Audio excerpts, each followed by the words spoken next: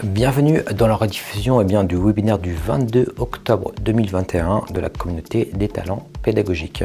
Je suis Julien Maurice, animateur de la communauté, et nous abordons ici avec Jean-François Parmentier, auteur, ingénieur d'études et expert dans le domaine de la pédagogie, la question du Worked Example, que l'on peut traduire par l'apprentissage à partir de problèmes résolus.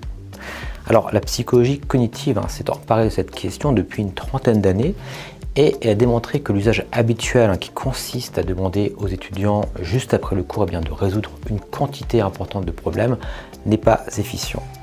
Donc ce webinaire nous présente les résultats de recherche sur les Worked Examples et en particulier les raisons de leur efficacité et les méthodes pédagogiques pour les utiliser au mieux.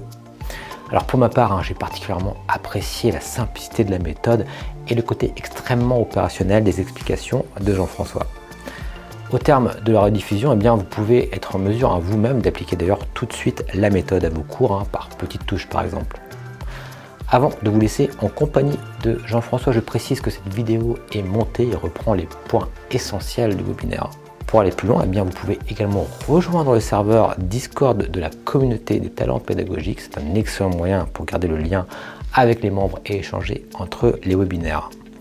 Je vous encourage également à vous inscrire sur notre newsletter pour être informé de tous nos événements.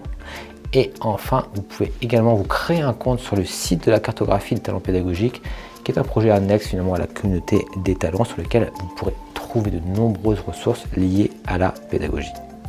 Tous les liens, bien sûr, sont en description. Je remercie au passage d'ailleurs Clémentine Poudevigne pour la co-organisation et la co-animation de l'événement. Et sur ce, je vous souhaite un excellent visionnage en compagnie de Jean-François Parmentier. Alors, je vais vous parler aujourd'hui donc de l'apprentissage par l'exemple et pour apprendre à résoudre des problèmes. Donc, comme vous avez vu, c'est important que nos élèves ils comprennent les concepts, mais c'est encore plus important, il me semble, qu'ils sachent les appliquer dans des situations réelles. Et pour ça, effectivement, il y a une méthode qui s'appelle l'apprentissage par l'exemple, qui est issue des recherches en psychologie cognitive appliquée à l'enseignement. Et alors, je vais commencer directement par un premier petit test, un premier exemple, et je vais vous demander de voter. Alors, imaginez, vous devez changer votre pneu de vélo et vous ne savez pas comment vous y prendre. Alors, qu'est-ce que vous choisissez? Je vous laisse répondre et ensuite, je vais lancer le sondage. Là, normalement, vous voyez le résultat. Donc, il y a effectivement 2% des gens, une personne qui essaie de le trouver par lui-même, voilà, 20% qui observent quelqu'un d'autre, et puis 40% qui suivent le tuto, 80%, excusez-moi, qui suivent le tuto sur Internet qui leur explique. Alors, pourquoi j'ai choisi ces exemples-là? Ce n'est pas représentatif de tout ce qu'on peut faire, c'est représentatif de 3 méthodes pédagogiques, au sens, vous essayez de trouver comment le réparer par vous-même, c'est la résolution de problèmes. Vous essayez, alors elle peut être collective ou pas, là c'est individuel. Lorsqu'on observe quelqu'un d'autre qui répare un pneu crevé, ça s'appelle l'apprentissage par l'observation. C'est-à-dire que la différence, c'est qu'il y a une différence quand on regarde le tuto, un tuto qui présente les étapes, c'est ce qu'on a appelé l'analyse d'un problème résolu ou l'apprentissage par l'exemple. La différence entre les deux modalités, c'est que dans la deuxième, enfin celle-ci, je veux dire, celle où on observe quelqu'un, cette personne-là n'est pas en train de vous expliquer spécifiquement, elle ne fait pas un effort. L'apprentissage observationnel, c'est un enfant qui regarde les gens comment ils marchent, par exemple, ou d'autres enfants qui jouent au ballon. Mais les autres enfants, précisément qui jouent au ballon, ne font pas un cours, on va dire. Alors que là, il y a une volonté de la part de la personne d'expliquer ou de montrer, de s'adresser à l'autre. Moi, je vais vous parler de cette étape-là. Imaginons, je suis seul. Il y a, qu'est-ce qu'un problème résolu? C'est tout simplement la présentation d'un problème et de sa solution. Par exemple, quand on demande de la résolution de problèmes à nos élèves, on leur dit un exercice standard, voici une petite équation avec des nombres, et il faut exprimer A en fonction des autres lettres. Ça, c'est la résolution de problème, un exercice qu'on donne aux élèves. C'est une pratique hyper courante. Un problème résolu, c'est on va donner l'exercice et sa solution. Alors là, j'ai pris un exemple en maths parce qu'on a tous vécu de ça, mais ça s'applique dans n'importe quelle discipline. Ça peut être une étude de cas dans n'importe quelle matière, donc ça peut être de la médecine, du droit ou ce que l'on veut. Et le problème résolu présentera en même temps la solution. Alors, en quoi c'est intéressant? C'est que on a une stratégie pédagogique habituelle qui est celle-ci. Souvent, quand on fait cours, alors la majorité, disons qu'on présente à un moment donné un principe général, des concepts de notre cours. Ensuite, souvent, on fait un exemple. C'est-à-dire que nous, enseignants au tableau, comme tu l'as dit un peu dans le tuto, on va présenter un exercice. Et puis, on va le résoudre en tant que prof devant les élèves, comme le tuto YouTube. Et ensuite, souvent, on a une phase de travail où on demande aux étudiants de résoudre des problèmes. Et effectivement, si on a beaucoup de moyens, on peut aider chacun des élèves, ou on peut les aider plus ou moins, ou on peut les laisser chercher, etc. Ce qui est intéressant, c'est que dans l'apprentissage, par exemple, par problème résolu, il y a une autre stratégie qui est proposée. Une stratégie 2, où effectivement, toujours, on fait un cours, on explique les concepts, du moins, on explique les concepts, et cette fois-ci, à la place que c'est nous, enseignants, qui présentons l'exercice et les étudiants sont relativement passifs, on va demander aux étudiants d'analyser de multiples exercices résolus. Et c'est ça que je vais vous détailler ensuite ce que ça veut dire, mais globalement, plutôt qu'un exercice, on va en présenter plein et on va les faire réfléchir sur des exercices résolus.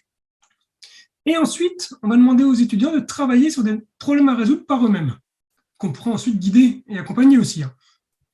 Mais la différence, c'est celle de la phase 2, entre je vous présente un cas et je vais engager les étudiants dans de nombreux exercices. Alors, à quoi ça... Il y en a qui ont testé ça, qui ont testé cette pratique expérimentalement en se disant est-ce que c'est finalement pertinent de faire chercher les élèves par eux-mêmes ou est-ce que finalement ça marche si on leur donne une solution, est-ce que c'est pas mieux? Alors, concrètement parlant, ils ont pris un groupe d'élèves, donc c'est une étude pas tout à fait récente, mais assez intéressante, ils ont pris un groupe d'élèves, ils ont séparé les élèves aléatoirement en deux groupes. Le premier groupe, il avait 8 exercices à résoudre. Et chacun d'exercices était un peu en dupliqué 2 fois. Donc le 1A et le 1B portaient sur les mêmes concepts, mais c'était une variante relativement plus ou moins proche, mais c'était une variante. Donc il y avait 4 grands thèmes qui étaient tous dupliqués 8 fois. Et donc un premier groupe d'élèves a fait ça. L'autre groupe d'élèves, eux, au contraire, ils n'ont pas fait tout à fait ça, ils ont eu la moitié d'exercices qui étaient résolus. Donc le 1A, c'était le problème et sa solution, et puis ils devaient résoudre uniquement le 1B. Alors, ils ont ensuite fait passer un test à la fin aux élèves, le même test, ils ont essayé de regarder qui c'est qui avait le plus appris. Ce qu'ils ont observé, c'est que le groupe 2, ceux qui avaient déjà la moitié des exercices à faire, ils ont été plus rapides. Alors évidemment, puisqu'ils avaient plus que la moitié des exercices à faire, les autres, ils n'avaient qu'à lire, mais ils ont été au final 3 fois plus rapides parce que le temps de recherche était assez énorme dans la majorité du temps, dans le groupe de gauche, c'était de chercher à trouver comment résoudre le premier exercice de la paire. Sachant qu'ils avaient quand même eu un petit cours avant, une petite présentation avant. Et donc, c'est pour ça qu'ils ont été 3 fois plus rapides. Mais la rapidité, ce n'est pas très grave. Ce qui est intéressant, c'est qu'ils ont regardé les erreurs. Donc, ils ont demandé aux élèves, chaque élève a pu essayer de résoudre une série de problèmes nouveaux qui portaient sur le même thème, mais ils étaient nouveaux. Et ils ont observé que les élèves du groupe 2, à droite, ils faisaient beaucoup moins d'erreurs et étaient plus rapides en plus à faire le test. Et donc, c'est une première étude qui a été ensuite dupliquée ou répliquée de très nombreuses fois qui ont montré que finalement, c'était assez pertinent et ça avait assez d'intérêt de ne pas forcément laisser chercher comment manipuler comme ça par eux-mêmes, mais les faire analyser des exercices déjà résolus. Alors, pourquoi on peut expliquer, excusez-moi, cet effet-là? Alors, je vais vous proposer un exemple, un cas, une nouvelle question, une analogie. Alors, voici le petit problème que je vous soumets, c'est que je fais de la guitare. Pour certains qui me connaissent ou qui ont vu ma caméra et ma webcam, je fais de la guitare, mais je ne suis pas le seul à la maison qui fait de la guitare. On est 2, il y a ma copine et il y a moi, on fait tous les 2 de la guitare. Ce que je peux vous dire, c'est que la guitare encadrée en rose, désolé pour le cliché, mais on s'en souvient bien, c'est celle que fait ma copine. Et moi, excusez-moi, j'utilise la guitare bleue. Ça, c'est ma guitare. Celle qui est encadrée en bleu, c'est ma guitare. Mais en fait, on n'a pas que 2 guitares à la maison. On a 4 guitares. On a 2 guitares chacun. Voici 2 nouvelles guitares. Alors, je vais vous demander un instinct, et donc un vote va apparaître, enfin l'instinct ou par rapport à ce que vous savez. Si vous êtes guitariste, ne dites rien. Enfin, répondez, mais on coupe le micro. En tout cas, on va le voter individuellement. Et donc, je vais vous demander, d'après vous, quelle est ma deuxième guitare? Est-ce que ma deuxième guitare, c'est la guitare A ou c'est la guitare B? Tout simplement. Donc, je vais lancer le sondage, je vais repartager, je vais partager les résultats, même si ça porte peu, l'important c'est de positionner. Donc, il y a 65% la A et 35% la B, peu importe. Mais effectivement, il y a quelqu'un qui a fait une remarque dans le chat, il a parlé de droitier-gaucher. Parce qu'en fait, donc peut-être vous avez répondu au hasard, peut-être vous avez répondu sur des arguments, chacun a une guitare électrique, chacun a une guitare acoustique, c'est ce genre d'argument. Et en fait, le bon argument, c'était pas celui-là. Mais l'objectif, c'était pas d'avoir juste ou faux là. L'objectif, c'est de vous montrer que normalement, les guitaristes, et dont la personne qui a fait le commentaire sur le chat, je pense, voient tout de suite, observent tout de suite quelle est la bonne guitare. Ceux qui s'y connaissent un peu, ceux qui jouent de la guitare régulièrement, c'est immédiat. Parce qu'en fait, ce qu'on voit là, dans les quatre guitares, c'est qu'on peut distinguer deux choses. Qu'il y a des guitares électriques et qu'il y a des guitares acoustiques. Et il ne faut pas avoir honte si on n'a pas vu, si on est guitariste. Je vois le message du chat. En même temps, je regarde. Et il y a aussi une autre caractéristique, celle que certains guitaristes ont vue, peut-être pas tous, c'est qu'il y a les guitares de droitier et les guitares de gaucher. Et de fait, moi je suis gaucher, donc ceux qui ont vu que la guitare en haut à droite était la mienne, en tout cas certains ont vu que j'étais gaucher, et donc ils ont la seule guitare celle de guitare acoustique en bas à gauche était de droitier, et donc du coup la réponse était obligatoire. Ce que je veux dire par là, c'est que finalement, il y a plusieurs manières de classifier. On peut dire, ok, il y a électrique, acoustique, mais dans cette question-là, pour cette question très précisément, électrique, acoustique, c'est pas pertinent comme distinction. Par contre, la distinction celle qui est pertinente dans cette question-là, c'est gaucher-droitier. Si vous n'avez jamais fait de guitare, vous ne l'avez pas vu en fait. Vous n'avez pas forcément remarqué, plus ou moins. C'est pas une distinction pertinente. Ouais. Alors, là où je veux venir, c'est que c'est pas, je ne veux pas vous faire un cours de guitare. Là, venir, c'est que c'est en fait utile pas que en guitare. Là, c'est une autre étude qui avait été faite sur des exercices de physique. Et il y avait 3 problèmes, les 3 qu'on voit là. Donc ça, c'était les dessins des problèmes et il y avait un énoncé qui était associé avec. Et on demandait aux élèves de classer les problèmes qui se ressemblaient en fonction de comment, pour eux, en tant qu'élèves de physique, quels sont les problèmes les plus similaires. Voilà. Des fois, on demande aux élèves, est-ce que tu as déjà répondu à un problème similaire? Des fois, on leur demande ça quand ils sont un peu coincés. Et les élèves, ils ont dit, ces 2-là sont similaires. Alors qu'en fait, ils ont demandé la même question aux profs. Les enseignants ont dit non, ce sont ces 2-là qui sont similaires. C'est-à-dire qu'au-delà de l'aspect de surface, où on voit des plans inclinés, des masses qui bougent, les méthodes de résolution qui étaient appliquées étaient plus proches pour les deux problèmes qui étaient à droite, en fait, alors qu'ils ne se ressemblaient pas. Et les élèves n'arrivaient pas à distinguer ça. En gros, les élèves étaient, pour l'analogie, qui vaut ce qu'elle vaut, ils disaient, c'est 2 guitares électriques, alors qu'en fait, ils disaient, non, attention, le plus important, c'est de savoir si c'est gaucher ou droitier. C'est pas ça la bonne caractéristique. Et globalement, dans un problème, c'est ça, il y a 2 aspects. Il y a les éléments structurels, donc c'est le terme associé, qui vont conduire à la méthode de résolution. Est-ce que c'est de la conservation de l'énergie? Est-ce que c'est un problème conservatif ou pas, etc. Ça, c'est pour la physique. Est-ce que je peux jouer avec si je suis gaucher ou pas? Et puis les éléments superficiels, qui peuvent être la couleur ou de quoi ça parle, de plan incliné. OK. Et ce qu'on appelle le contexte. Et ce qui est important, c'est qu'en général, lorsqu'on essaie de résoudre un problème, on procède par analogie. On essaie de se dire, peut-être qu'il y a un problème similaire que j'ai déjà résolu. Et des fois, c'est pertinent, des fois, non.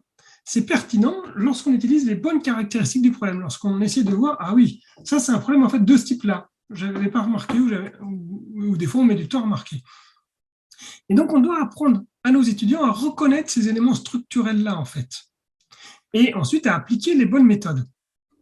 Et c'est là que va intervenir l'apprentissage par l'exemple.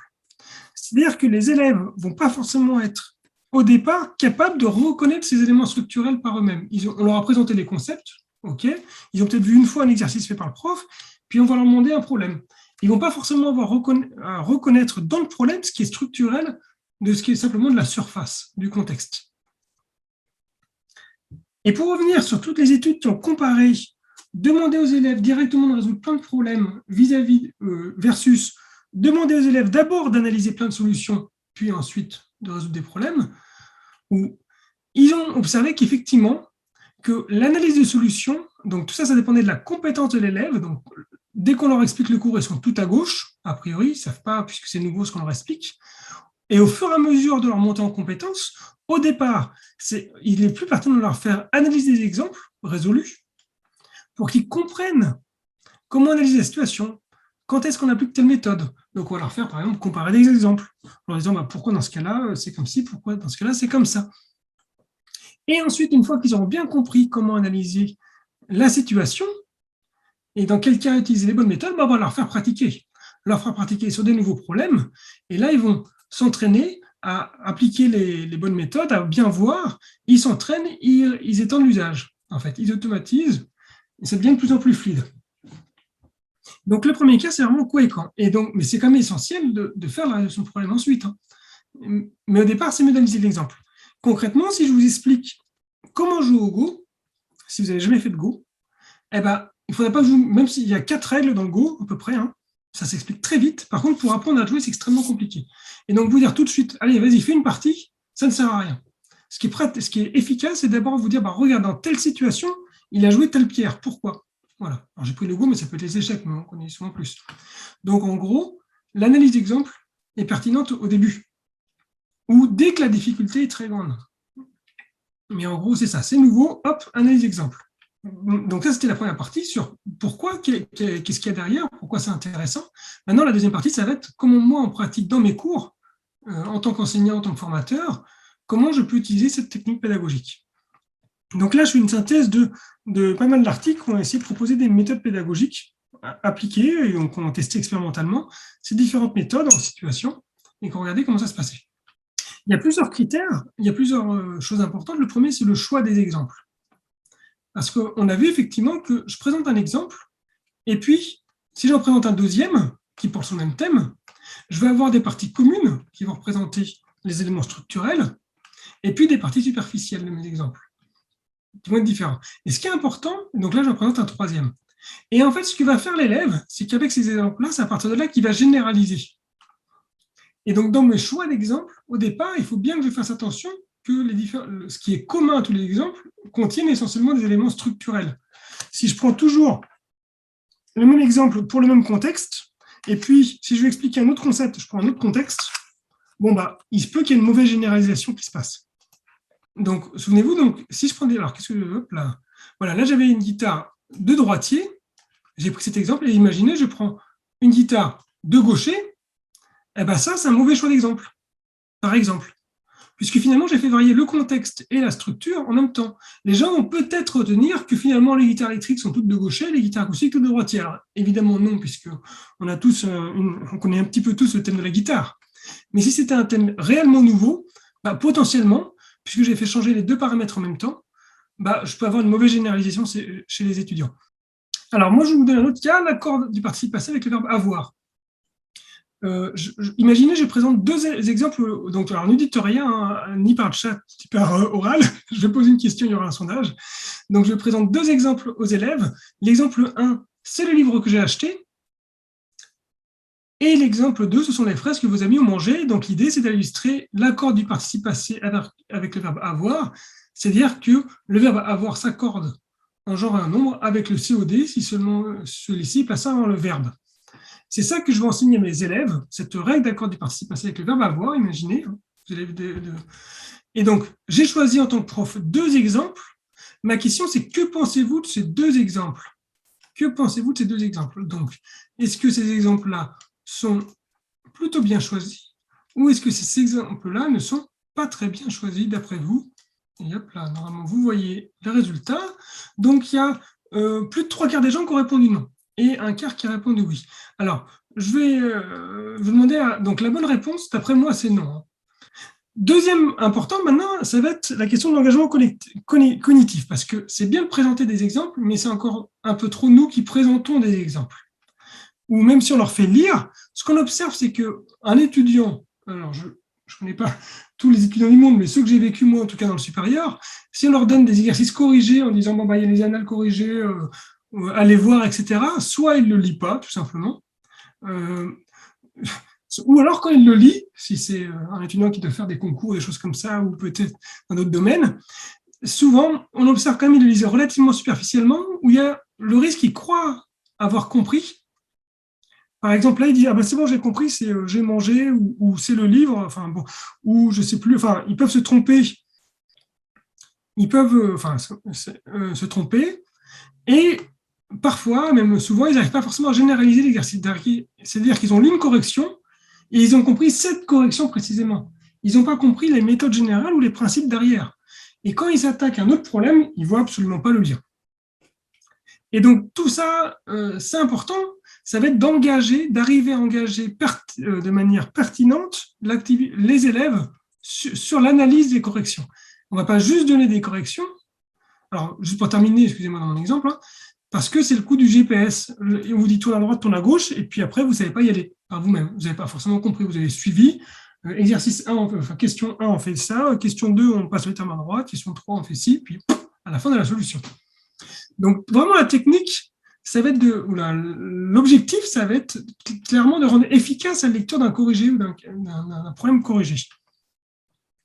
Et une des techniques les plus efficaces là-dessus, les plus simples, ça va être d'ajouter des questions qui vont faire réfléchir les étudiants sur la correction. C'est-à-dire qu'on va leur donner le problème et la correction, et on va poser des questions non pas sur le problème en soi, mais sur la correction. C'est-à-dire qu'on ne va pas leur demander de résoudre le problème, puisqu'il est déjà résolu. On va leur demander, mais pourquoi il y a tel choix dans la correction, par exemple. Et donc voilà comment faire. Alors, imaginez, je vous donne l'exemple suivant. Voici le problème qu'on donne à des élèves. Donc, toujours au même contexte, on a enseigné la règle de la courbe du participe passé avec les élèves, à des élèves appropriés du bon âge, hein, qui ont fait ça. Et on leur demande le problème suivant. Comment doit-on accorder les verbes dévorer dans la phrase ci-dessus? Ce sont les gâteaux que les filles ont dévorés. Et on donne la solution, puisqu'on essaie de faire cette méthode pédagogique de l'exercice du problème résolu.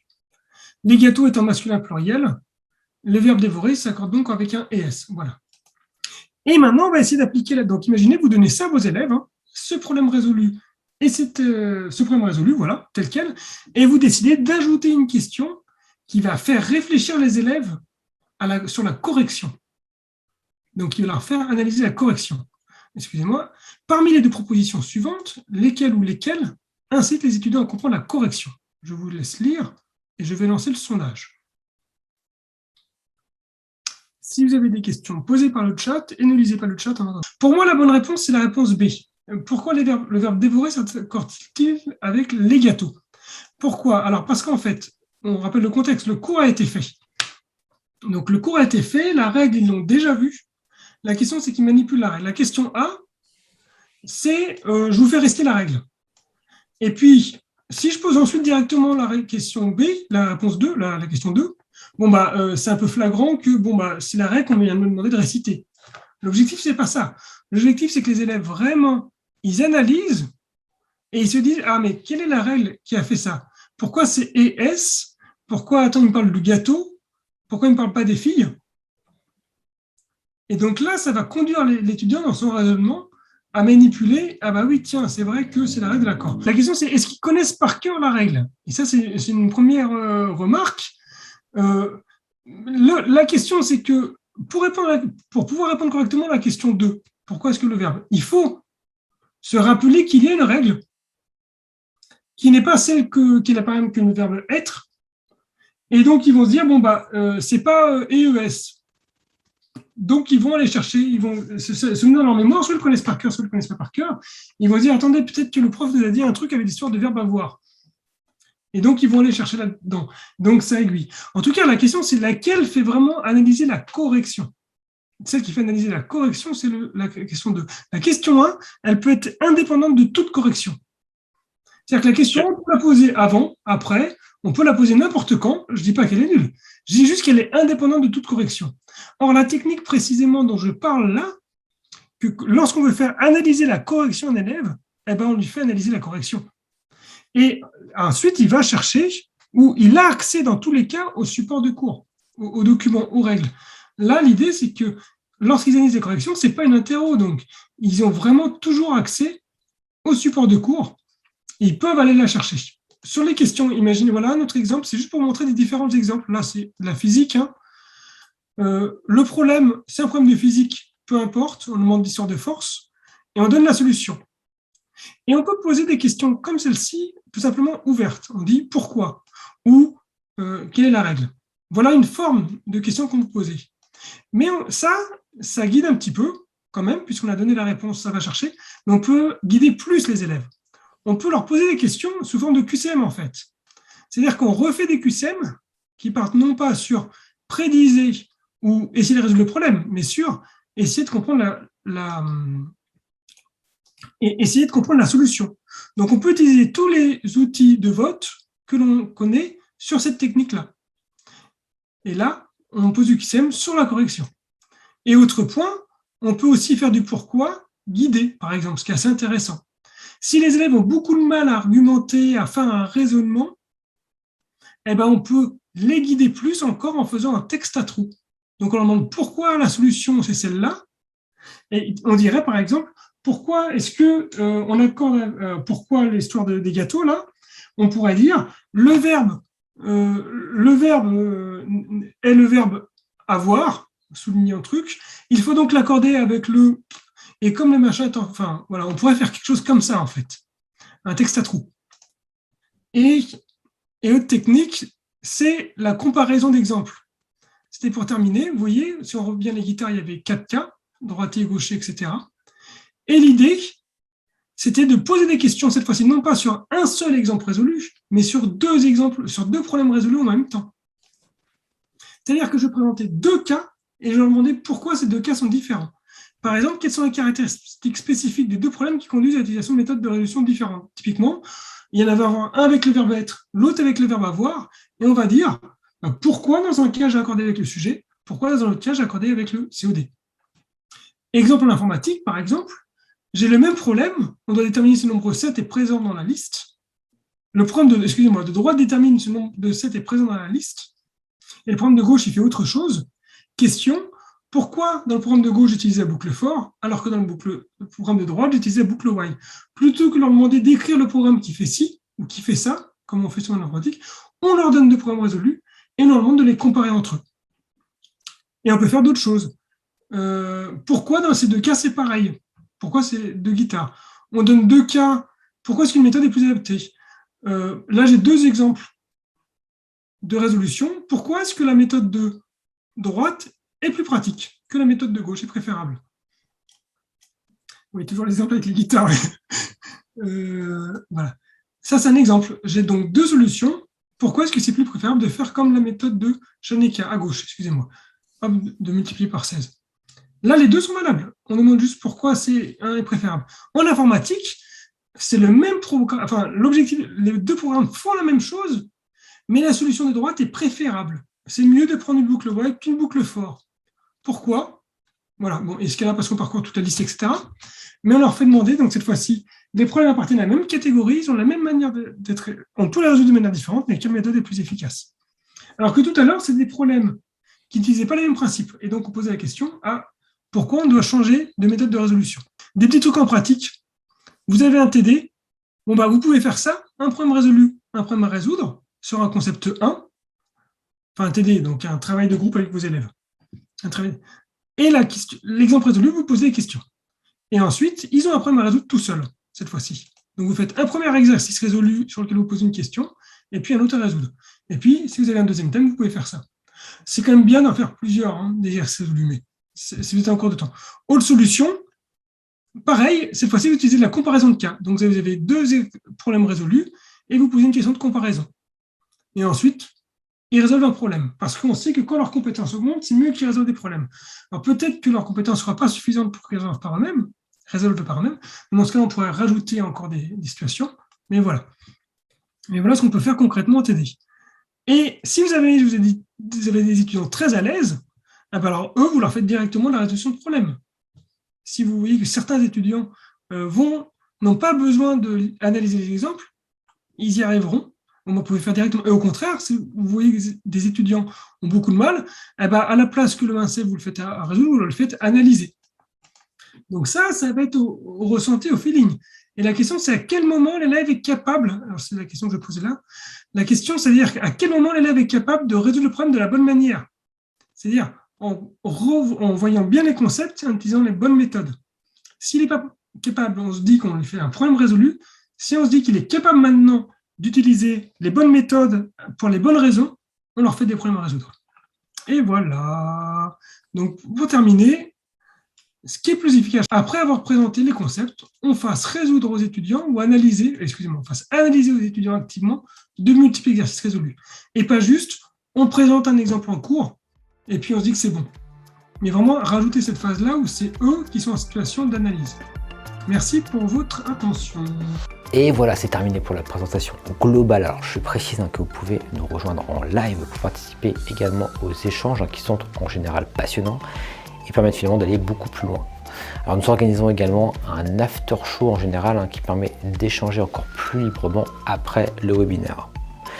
N'hésitez pas d'ailleurs pour rappel à nous rejoindre sur le serveur Discord de la communauté, à vous inscrire sur la newsletter, voire sur le site de la cartographie des talents pédagogiques. Enfin, vous pouvez évidemment liker cette vidéo pour un meilleur référencement et la faire suivre sur vos réseaux préférés. Voilà, c'était Julien Maurice, animateur de la communauté des talents pédagogiques, et je vous dis à très bientôt pour un prochain webinaire.